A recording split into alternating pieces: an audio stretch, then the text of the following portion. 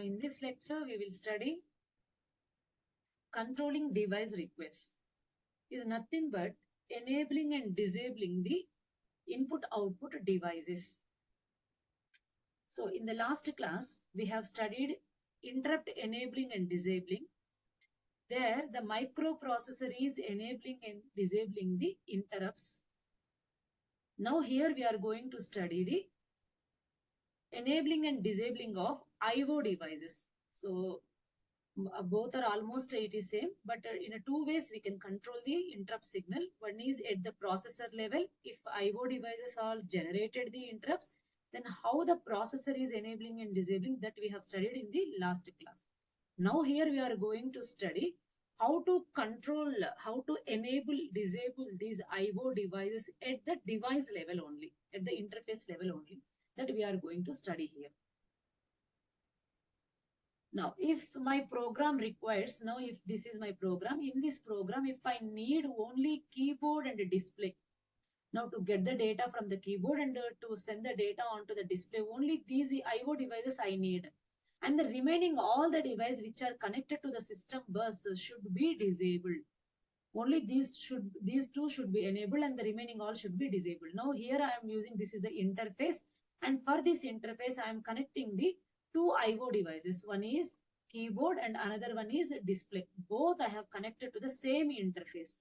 Now in this interface, these are the registers situated.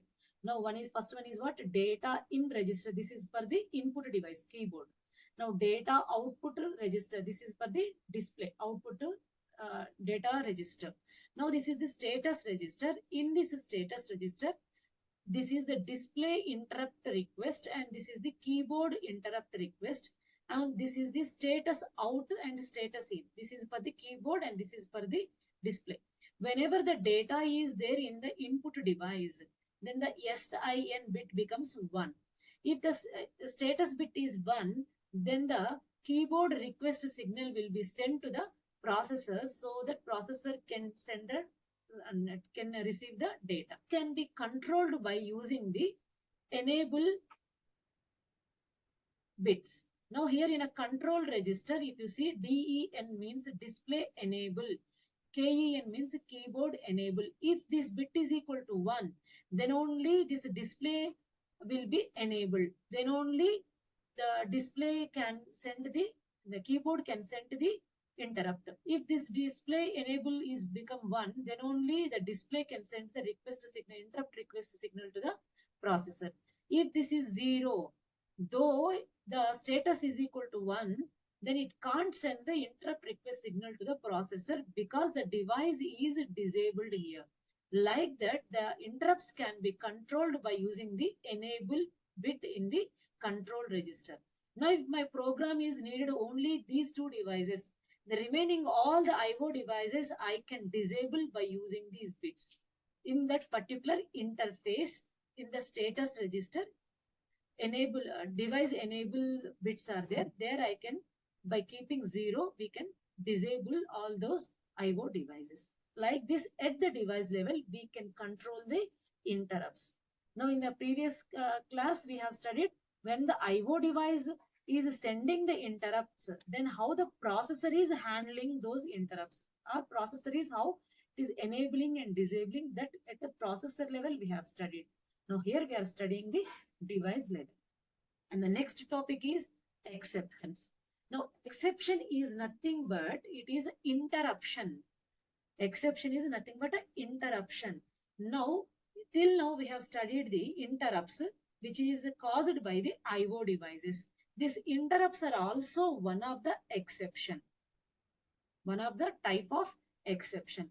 Now other type of exceptions are recovery from errors, debugging, privilege exceptions. Means what? If these happens, then the program suspension will be taking place and the exception service routine will be executed. Now here we will study recovery from errors. Now if the data transfer is taking place, now if this is the I/O device and this is the memory, if the data transfer is taking place from the memory to the I/O device or vice versa, then at the time any errors occurred in the data, Now in a memory, we have a error correction circuits and error detection circuits are there.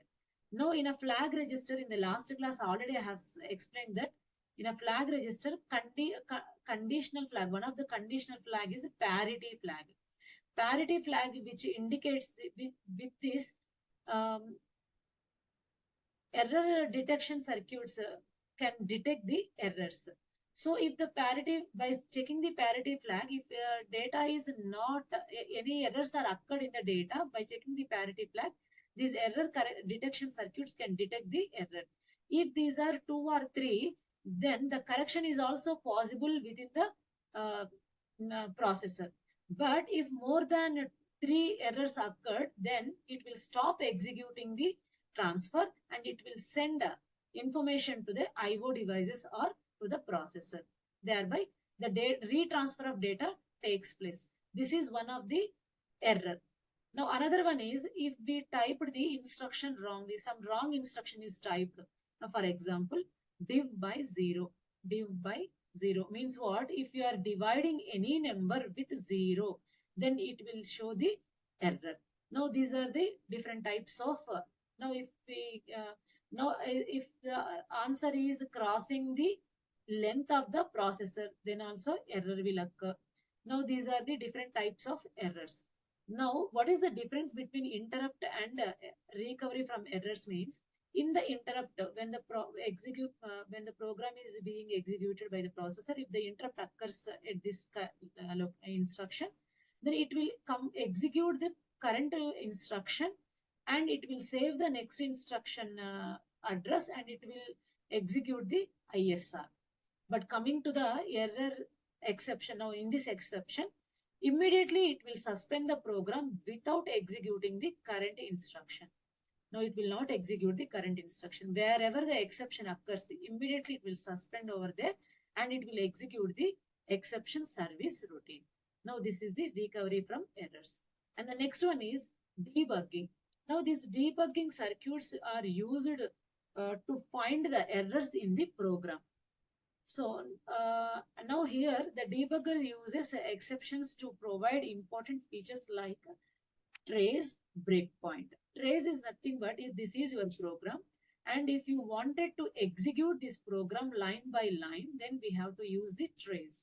Now if we enable the trace bit will be in the flag register. If we enable the trace bit, then the program will be executed line by line. After executing every line, it will stop executing the next one. Now it will suspend the program and it will show one screen. In that screen, all the register content and memory content will be displayed. Now after displaying this again, it will go to the next line and it will execute the second instruction and again it will suspend the program. Again it will show the content of register and memory. So after execution of every instruction, we can get the result. We can get the result of that instruction. Okay, this is trace. Now breakpoint is also similar to the trace, but instead of every line, now wherever the user wanted to break the program or wherever the user wanted to, at the selected point, by using one software instruction. Now, if this is my complete program, now after 4 instruction, if I wanted to stop the execution and I want to check the result of this 4 lines, then I have to use a trap instruction over here. Now, one of the instruction for this breakpoint is trap. And after that, once again, I will write few instruction and again I will use the trap. Like that, wherever the software instruction is used for the breakpoint, up to that lines, these lines will be executed and after that it will suspend the program and screen will be displayed and in the screen again all the register content and memory content will be displayed till this last instruction. Again after displaying again it will execute the remaining program and again wherever we have written this trap instruction till that instruction it will execute and after that now after executing this trap again it will suspend the program and display the screen. This is a debugging exception. Now, next one is a privilege exception. Now, few instruction we can execute only in the supervisor mode. Already in the last class, we have studied that there are 2 types of modes are there. One is a user mode and another one is a supervisor mode. User mode and supervisor mode. Now, few instructions can be executed only in the supervisor mode. Those instructions are called privileged instructions. Now, if we try to attempt these privileged instructions in the supervisor mode, immediately privilege exceptions will take place. Now, with that, the processor switches from user mode to the supervisor mode and execution of appropriate exception service routine takes place. Now, this is the privilege exception. Now, already we have stated. Now, if IO devices are there, for that priority levels can be assigned in by using the privileged instruction that is in the supervisor mode. If we try to assign the levels in the user mode, then automatically it will stop executing the program and it will jump to the supervisor mode. Now, this is one type of exception. Now, use of interrupts in operating system. Now, till now I have explained whenever the interrupt occurs, microprocessor saves the next location onto the stack and it will execute the ISR I said. Now, wherever I said the processor is just a machine, which is an electronic device. Now, how it is doing means the programs which are written in the OS will take care of all those things. Now, whenever the data transfer should take, if IO devices are interrupting and data transfer should take place, that time OS will take care of that data transfer. Now, OS is the response. OS is nothing but operating system is responsible for coordinating all the activities within the computer. And OS incorporates the interrupt service routine for all the devices connected to the computer. Now, if any application program is needed the data transfer, then application program itself can't transfer the data. Now it points the data to be transferred to the OS. Then OS will suspend the program and it will transfer the data from the IO devices to the memory or memory to the IO devices. And after the completing the transfer, again it will give the control to the application program. Like that, OS will take care of everything inside the processor. Now, this is the use of interrupts in operating system. Now, with this, interrupt concepts are completed.